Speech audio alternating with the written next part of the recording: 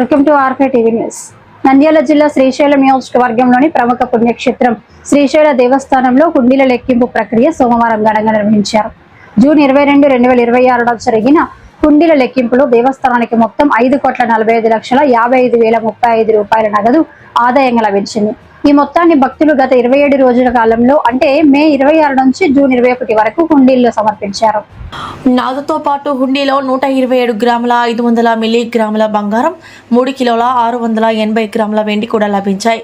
అలాగే విదేశీ కరెన్సీ రూపంలో అమెరికా డాలర్లు, యుఏఈ దిర్సామ్స్, సౌదీ రియాల్, సింగపూర్ డాలర్లు, England pounds, Malaysia ringgits, Australia డాలర్లు, యూరోలు, కెనడా డాలర్లు, ఖతార్ రియాల్స్, ఒమాన్ బైసాలు వంటి పలు దేశాల కరెన్సీలు హుండీల్లో కనిపించాయి. పటిష్టమైన భద్రతా ఏర్పాట్లు, సీసీ కెమెరాల నిఘా మధ్య ఈ హుండీల లెక్కింపును నిర్వహించారు. దేవస్థానం కార్యనిర్వహణాధికారి ఎం శ్రీనివాసరావు లెక్కింపు ప్రక్రియను పర్యవేక్షించారు. ధర్మకర్తల మండలి సభ్యులు, ప్రత్యేక ఆహ్వానితులు హుండీల లెక్కింపును పరిశీలించగా దేవస్థానం వివిధ విభాగాల అధికారులు, సిబ్బంది, శివసేవకులు కార్యక్రమంలో పాల్గొన్నారు. ఇదిలా ఉండగా అన్న ప్రసాద వితరణ హుండీ ద్వారా 8,80,396 రూపాయల ఆదాయం లభించింది.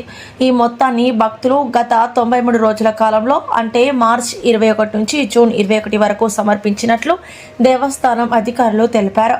భక్తుల విశ్వాసానికి నిదర్శనంగా శ్రీశైల దేవస్థాన హుండీలకు భారీ స్థాయిలో కానుకలు సమర్పించబడుతున్నాయని అధికారులు పేర్కొన్నారు.